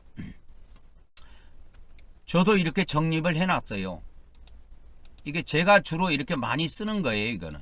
그래서 개인 심판은 그리스도 심판 때에서 있고, 그래서 고린도후서 5장 10절에 이게 나오고, 그 다음에 백부자 심판 때는 아까 계시록 20장 있죠? 11절부터 15절에 이 백부자 심판 때가 펼쳐집니다. 그래서 심판 때는 두 번 있다. 그럼 두 번 있기 때문에 2단계 심판이 있다. 그래서 저도 이렇게 다 정립을 해놨습니다. 제가 이 그리스도 심판 때와 백부자 심판 때는 항상 이야기를 하지요. 그래서 이제 그러면 부활이 언제 있느냐? 이 최후 심판 때 단체 부활할 때 있는데 단체 심판을 받기 이전에 단체 부활을 먼저 한다고 그렇게 돼 있어요. 천주교에. 천주교 교리가 그렇게 돼 있습니다. 개신교도 그렇게 똑같이 돼 있어요. 왜? 그거는 수정을 안 했기 때문에. 그래서 고린도전서 15장 52절에 나펄서리가 남의 죽은 자들이 썩지 아니할 것으로 다시 살아나고 우리도 변화하리라. 그래서 최후의 순간에 모두가 변화된다. 그래서 최후 심판 전에 단체 부활이 있다. 그래서 죽은 자들이 모두 부활하여 영혼과 육체가 다시 결합한다. 그래서 이제 완성체가 됩니다. 예? 완성체가 되는 거예요. 그 이전에는 중간체가 됐죠. 중간체. 중간 상태가 됐는데 중간 상태에서 완전 상태가 된 겁니다. 그래서 중간 상태가 있고 완전 상태로 이제 바뀐 거예요. 중간 상태에서 완전 상태로 바뀐 겁니다. 그래서 이렇게 부활을 한 다음에 최후 심판에서 최종적으로 천국과 지옥으로 이렇게 나누어진다. 이렇게 보는 것입니다. 그래서 이것도 이제 개신교와 천주교를 최후 심판에 대해서도 이렇게 뭐 세밀하게 들어가 봐야 여기에는 그렇게 큰 차이가 없어요. 최후 심판에서는. 그래서 이거 같이 묶어 놓은 겁니다. 개신교가 이 최후 심판에 대해서는 별로 건들지 않았어요. 최후 심판은 천주교하고 거의 동일합니다. 그래서 이제 새하늘 새 땅을 이 천국 이렇게 봐요. 저는 이렇게 이야기 하나지요. 이 새하늘 새 땅을 때 새 땅이 천년왕국 때 새 땅으로 이야기하잖아요. 저는. 그래서 이게 수정할 것이 많이 있습니다. 천주교도 그렇고 개신교도 그렇고 수정할 것이 많이 있어요.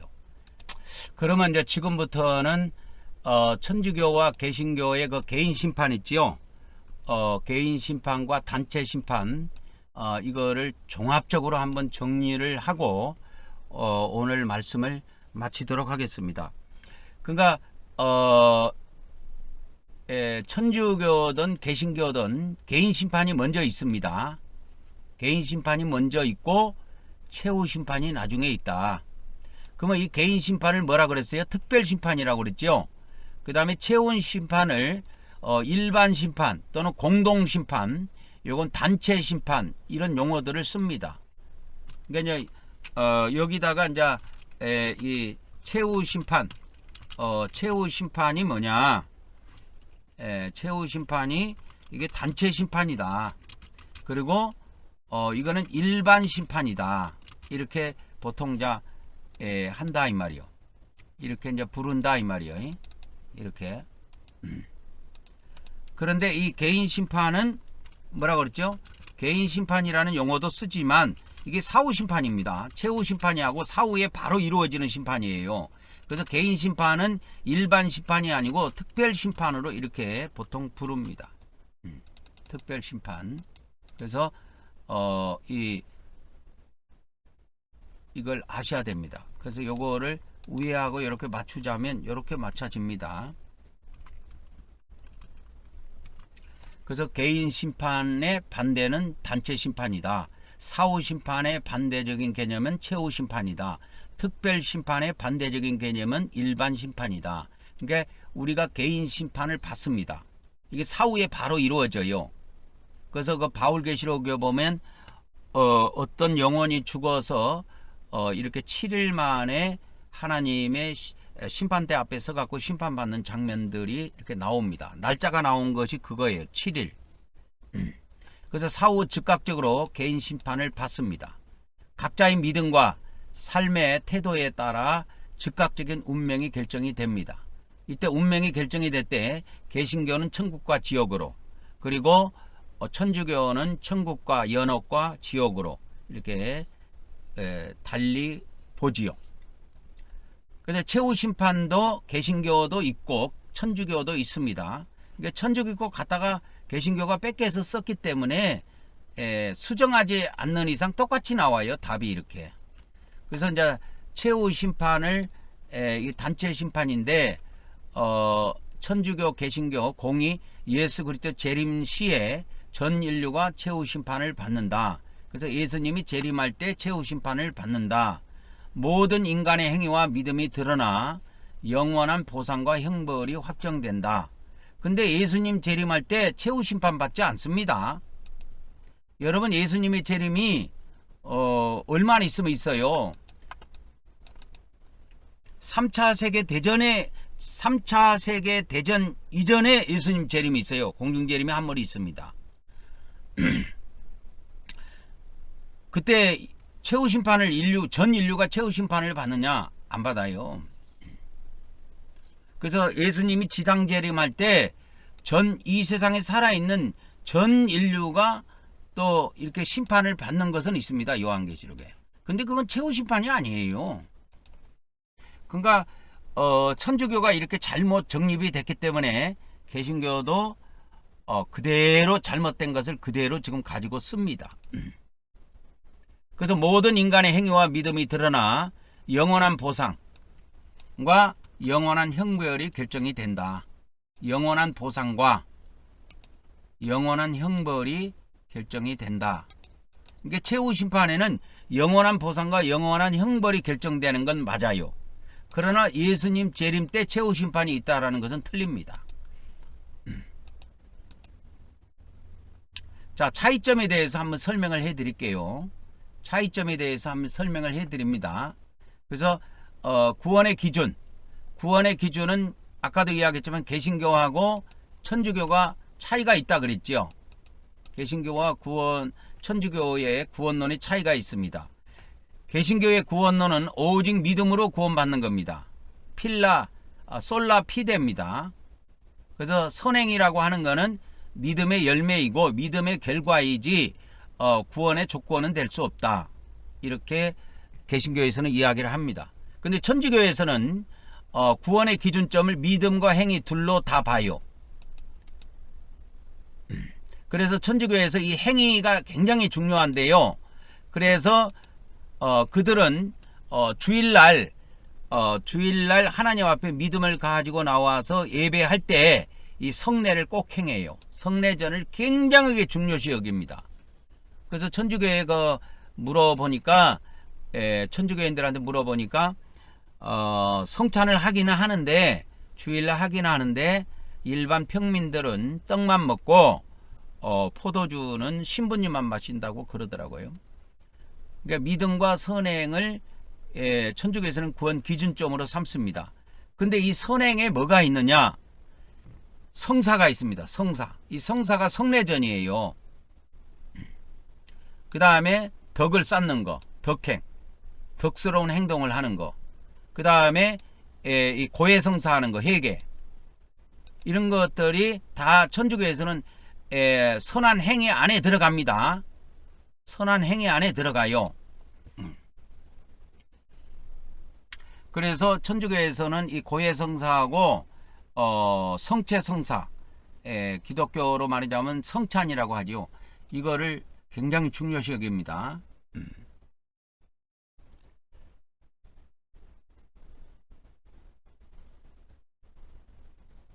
그래서 이제 개신교하고 천주교가 이제 개인 심판과 최후 심판에 대해서 이야기를 하지요. 개인 심판이 먼저 있습니다. 이건 죽어서 바로 있어요. 죽은 후에 즉시 천국 또는 지옥으로 분리된다. 개신교는 연옥을 부정합니다. 근데 천주교는 연옥을 인정합니다. 왜 이게 연옥이 있냐면 행위 구원 때문에 있는 거예요. 그래서 천주교는 특별 심판 후에, 이 특별 심판이라는 것은 개인 심판을 말한다 그랬죠. 개인 심판 후에 천국과 지옥으로 가지만 죄가 완전히 정화되지 않는 사람, 그러니까 완전히 정화되지 않는 사람은 연옥에 들어가야 된다. 연옥의 과정을 거쳐야 된다. 그래서 연옥의 과정을 다 거치게 되면 죄가 다 정화되고 깨끗하게 되면 천국에 다시 들어간다. 그러니까 저의 구원론과 좀 흡사하지요. 이 천주교 것이. 그래서 가나안 땅에 바벨론에서 죄값을 다 갚고 가나안으로 귀환하는 것처럼 바벨론에서 포로 생활을 다 마치면 가난으로 귀환하는 것처럼 천국으로 이렇게 귀환을 합니다.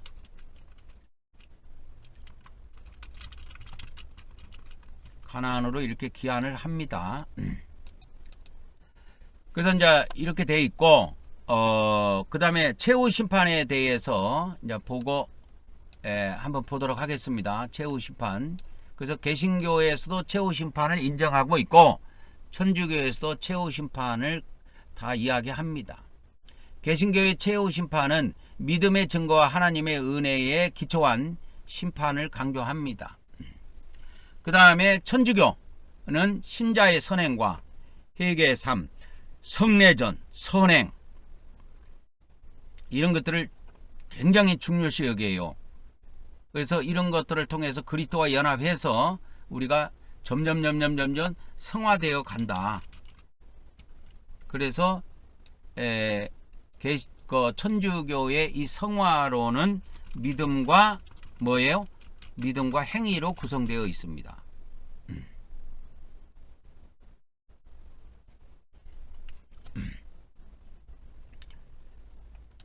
그래서 이제 개신교의 개인 심판, 단체 심판에 대해서 조금 세밀하게 좀 말씀을 드리도록 하겠습니다.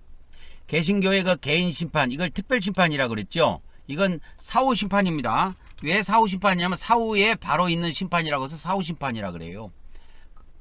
그래서 사후에 각 개인의 영혼이 죽음 직후에 받는 심판으로서 구원 여부가 결정이 됩니다. 이거를 그래서 특별 심판이라고도 부릅니다.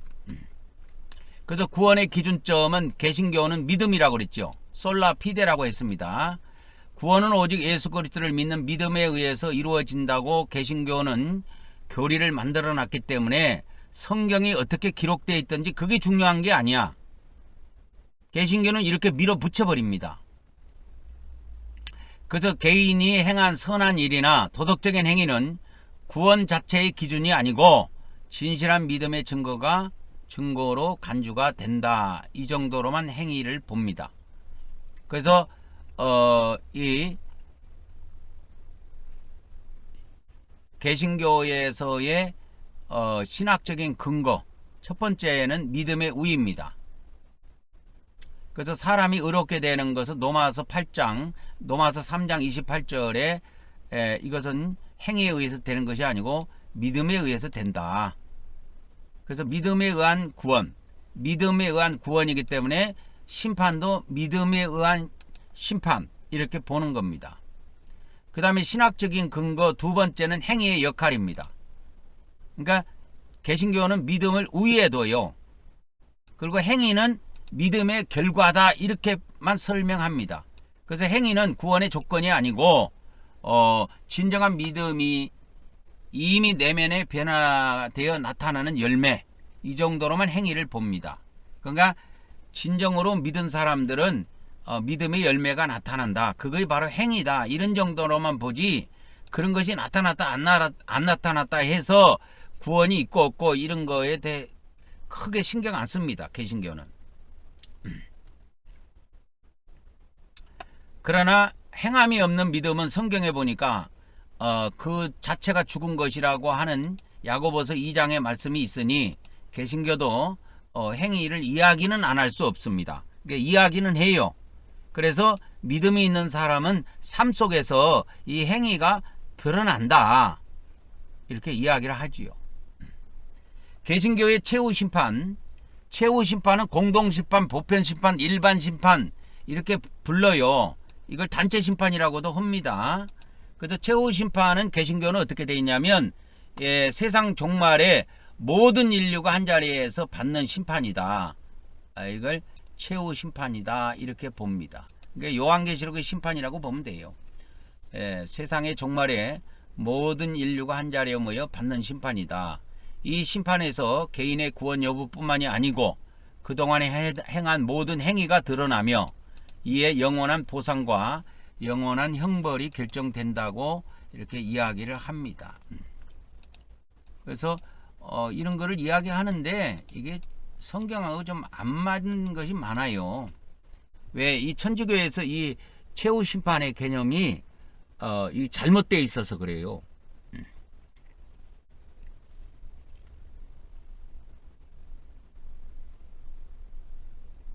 그래서 천주교의 이 최후 심판의 개념은 예수님 재림 이후에 바로 있는 거거든요. 이 천주교의 그 심판론이 잘못돼서 그래요. 천주교의 그 최후 심판은 어떻게 돼 있냐면 이렇게 돼 있어요. 예수님 재림하지요. 그러면 최후 심판 바로 갑니다. 그러니까 이 천주교에서 뭐가 없냐면 천주교에는 이게 없어요. 보세요. 예를 들어서 제가 지금 이야기하는 거는 뭐냐면 예수님이 재림하면 천년왕국이 있고 천년왕국 이후에 이 최후 심판, 백부자 심판이 있고 저는 이렇게 가르치거든요. 이렇게 가르치는데 이것이 없어요. 천주교의 심판론에 보면 이게 없어요. 천년왕국에. 그러니까 이렇게 세상을 살다가 어느 날 예수님 재림 오면 최후 심판이야. 천주교는. 그래서 이렇게 돼 있는 것이 원래 이게 천주교가 이렇게 돼 있다 보니까 이거를 세밀하게 기독교에서도 수정을 안 하니까 이렇게 나오는 거예요. 세상의 종말에 모든 인류가 한 자리에 모여 받는 심판이다.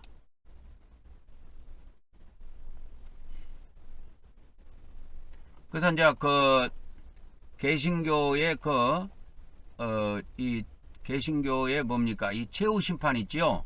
최후 심판 기준은 두 가지로 봐요. 구원의 확증하고 행위의 평가입니다. 행위의 심판이라는 말을 잘 안 써요. 행위의 평가라는 말을 많이 써요. 개신교에서는. 뭔가 심판이라는 단어를 쓰면 지옥을 갈 것 같기도 하고 하니까 행위의 심판 이걸 안 쓰고 행위의 평가, 수행평가 하듯이 그냥 평가라고 이렇게 보통 씁니다. 그래서 개신교에서 최후 심판 기준을 두 개 보는데 구원의 확증과 행위의 평가다. 이미 믿음을 통해 구원받은 자들은 생명책의 이름이 기록되어 있다. 기록되어 구원의 확신을 얻습니다. 이 부분은 개인 심판에서 결정된 구원 여부와 연결됩니다. 그 다음에 이제 개신교의 최후 심판은 각 개인이 생애 동안에 쌓은 선한 행위. 여기에 나와요. 개신교는 이것이. 선한 행위와 악한 행위가 이 최후 심판에 나온다니까. 골 때려 이게. 그래서 모두 드러나고 그에 따라 보상과 뭐가 주어진다? 징계가 주어진다 이 말이에요. 징벌, 형벌이 결정된다. 그러나 개신교에서는 이렇게 선한 행위, 악한 행위를 이야기하지만 구원은 믿음으로 받는 것이기 때문에 믿음에 근거하는 것으로 이야기합니다.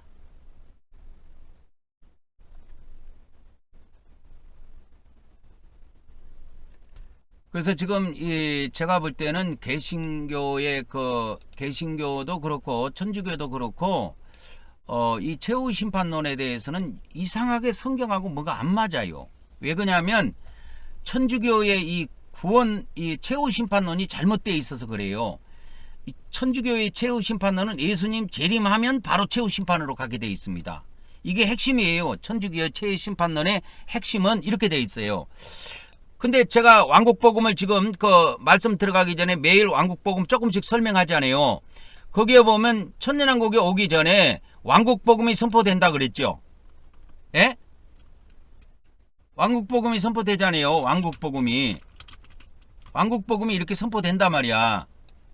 왕국복음이 이렇게 선포가 되고 그 다음에 이것이 다 되고 그렇게 하면 예수님이 재림해서 이제 천년왕국이 들어서고 천년왕국이 다 끝나면 이제 모든 사람들을 부활시켜서 최후 심판이 있다. 이렇게 저는 항상 가리킵니다. 근데 천주교는 이게 안 돼 있어요. 예수님이 재림하면 바로 최후 심판이에요. 이게 천년왕국에 이런 거 없습니다. 왕국복음 이런 거 없어요. 그래서 성경이 잘못 해석이 되어 있기 때문에 천주교에서 이 최후 심판론이 잘못 잡혀 있어요. 그래서 이 개신교가 이것을 가져와서 그대로 쓰다 보니까 뭔가 아구사구가 안 맞아. 개신교도 그렇고 천주교는 더욱 안 맞고. 그러니까 이게 안 맞아요. 그래서 개신교의 최후 심판의 기준이 이게 두 개인데 하나는 구원의 확증하고 그게 생명책하고 하나는 행위의 평가인데 이때 선한 행위, 악한 행위를 이 최후 심판 때 평가해 가지고 이렇게 보상과 형벌, 징벌로 이렇게 결정한다 이렇게 되는데,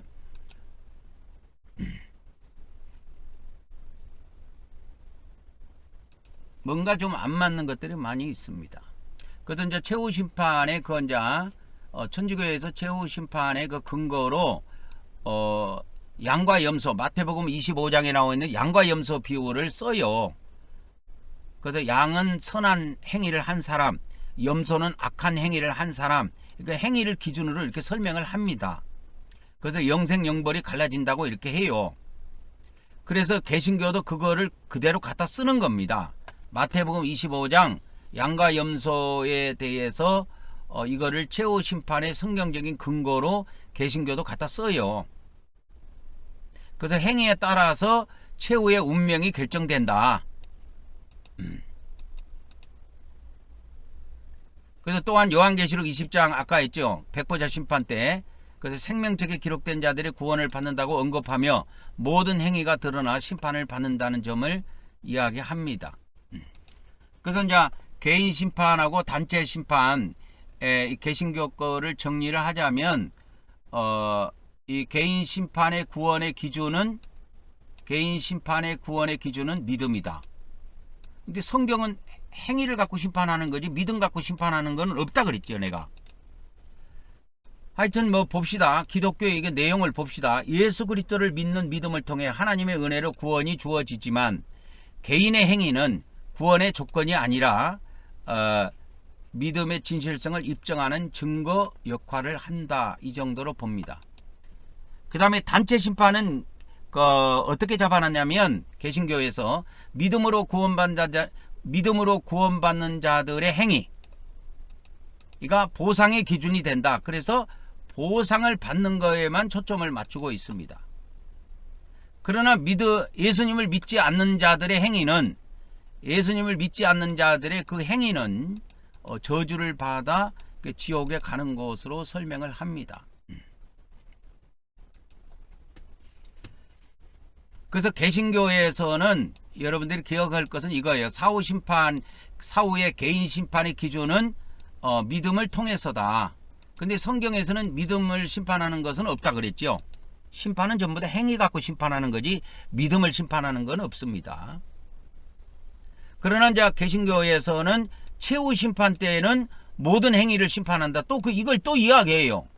최후 심판 때는 모든 행위를 심판한다.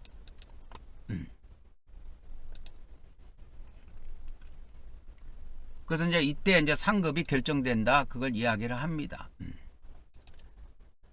그 다음에 이제 천주교에 그러면 개인 심판과 단체 심판을 정리하고 세밀하게 좀 말씀드리고 오늘 말씀을 마치도록 하겠습니다. 천주교에서 사후 영혼의 운명이 결정되는 과정은 두 단계로 이렇게 되어 있습니다. 천주교가 개인 심판과 단체 심판 이 두 단계로 만들어져 있기 때문에 개신교도 그렇게 되어 있어요.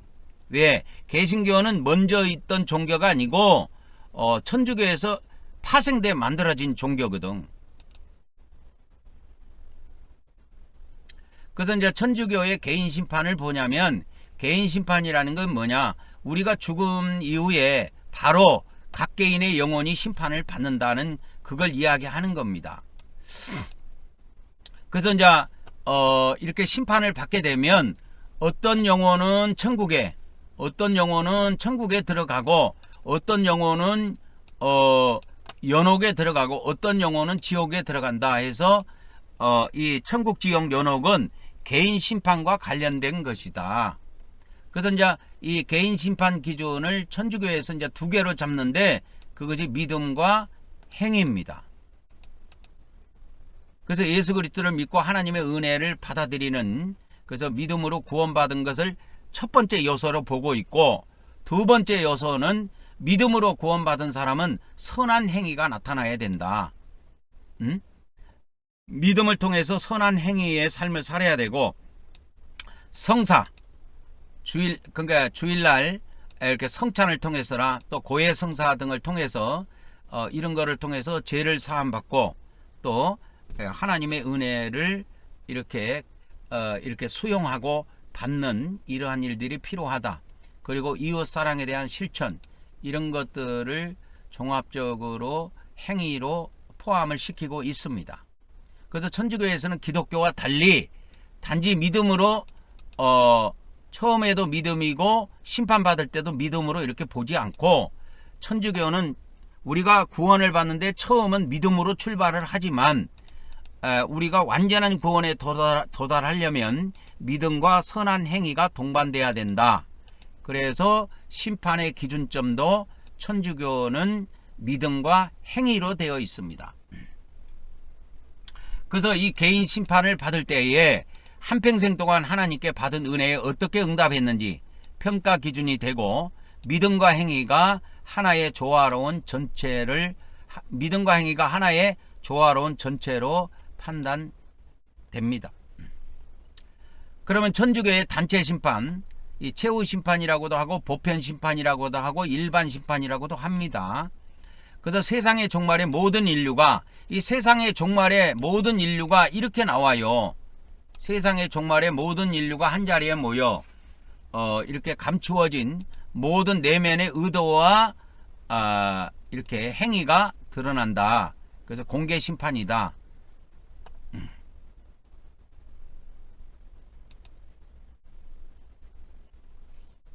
그래서 이제 천주교에서 이 단체 심판을 받을 때, 최후 심판을 받을 때 기준점을 신앙과 행위의 공시다, 이걸 하나 보고, 두 번째는 공개적 증명의 역할이다, 이런 용어를 써요. 이게 이제 무슨 말인지 좀 설명을 해 드리도록 하겠습니다.